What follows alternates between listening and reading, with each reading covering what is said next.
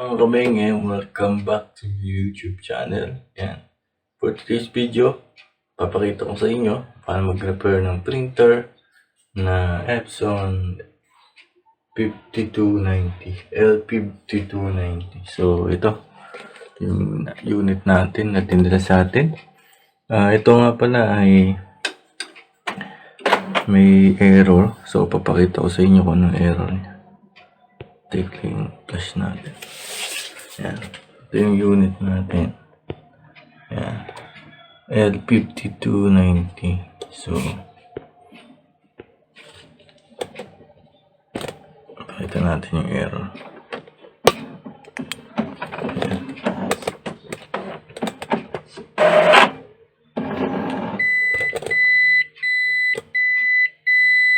Yan yung error niya. Hindi makikita. Ano ba yan? Okay.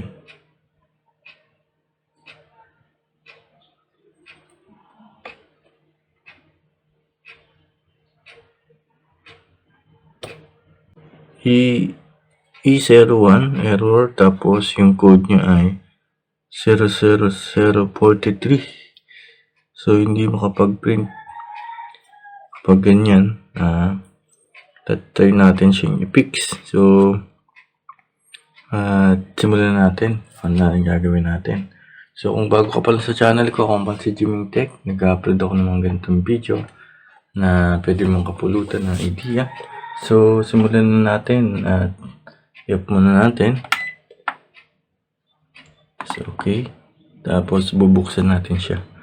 So balik tayo at buksan muna natin siya.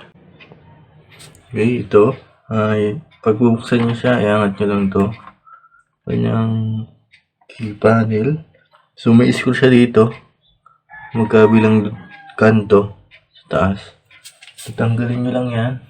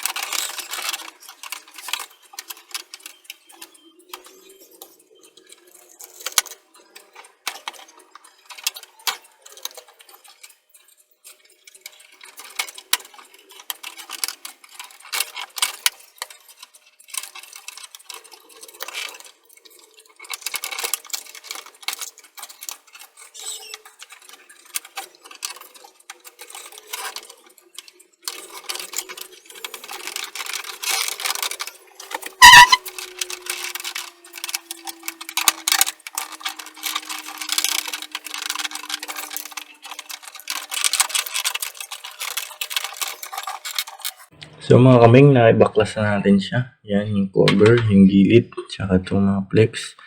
So, proceed tayo sa pag-diagnose ng sira niya. So, umpisa tayo dito sa may disc. Yan ito. Linisin natin. Bago kayo kung ano nung galawin nyo. So, ganito po yung tamang procedure. Pag may ginalaw kayo, isang parts ng printer, make sure na pagkatapos yung galawin, i-testing nyo muna siya para hindi kayo malito. Ayan. Example, ginalaw nyo yung disc. Testing, tapos hindi ganun pa rin yung issue. Ibig sabihin, hindi yun. So, ganun, trial and error lang.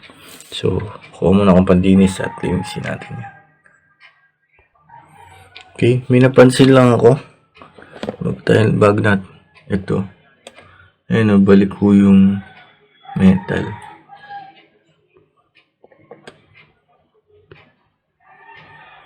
Ayan, ito. Ayan, mapansin nyo.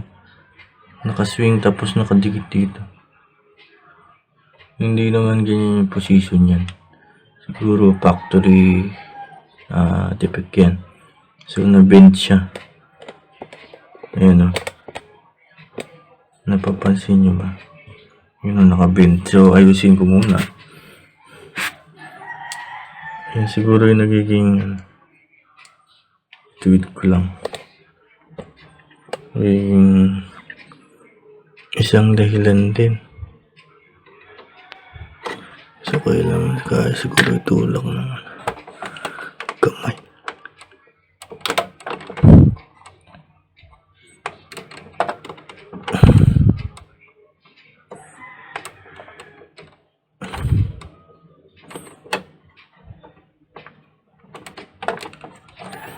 Kaya naman siyang itulak ng kamay. Ayan. Papansin nyo yung kanina. Ang layo nung halos nakadikit. Ayan. Saka natin siya lilinisin. Titignan natin kung mag-work. Tapos ito medyo ayun. Tanggal. Maluwag.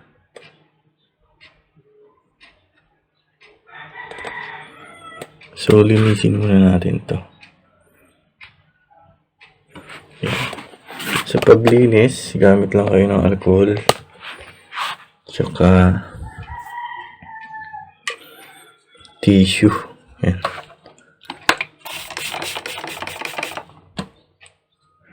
Linisin natin. Gumagalaw pala yung sensor niya kaya nag-i-error. Siguro gawa ng bakal tumatama. Kaya nawala sa line. Ngayon feeling ko yung naging diferensya niya.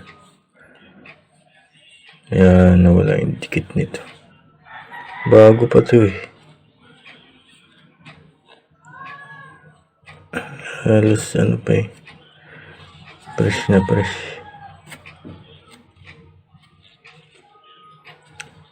Unang bukas siguro.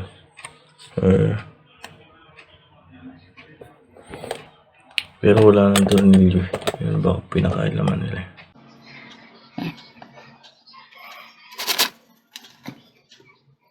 Bukan natin linisin din yung kanyang sensor. Ito.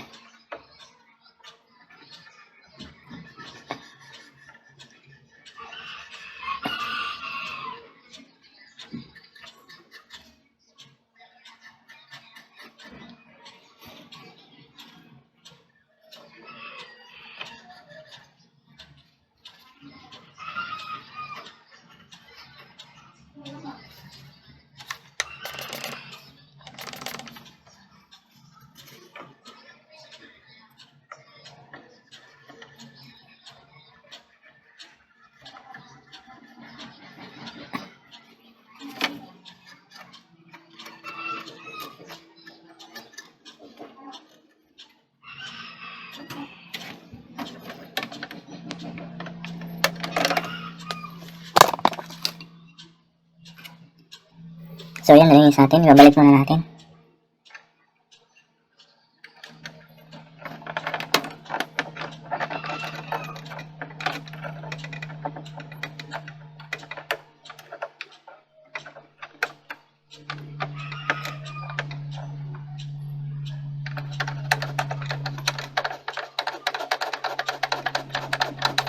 Yan, testing natin siya.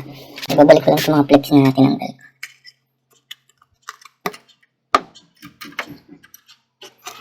Matesting natin.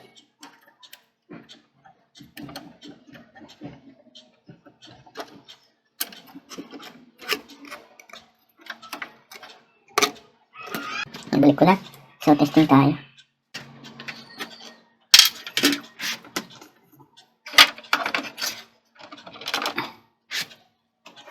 Subukan muna natin.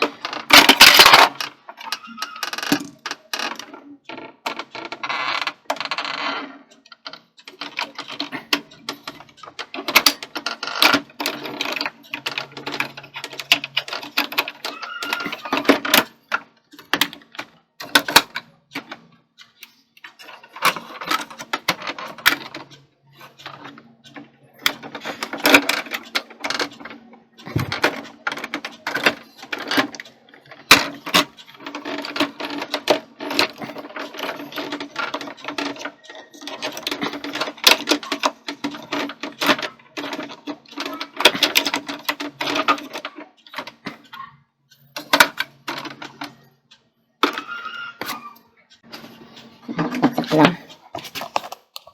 Press on natin. Make sure na nakakabit na lahat bago nyo i-on. So, yan. Tingnan natin. Nag-error pa yan.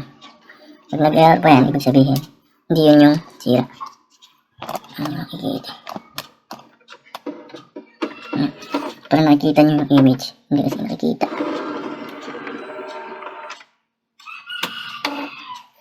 Hindi pa natin papel. Nag-error yan kasi walang papel. Ayan. Paper feeder. Ayan. Pansin nyo, wala na error. So, yun yung naging problem niya. Ayan, nag-ano na siya. Nag-cleaning. Medyo madumi na ito.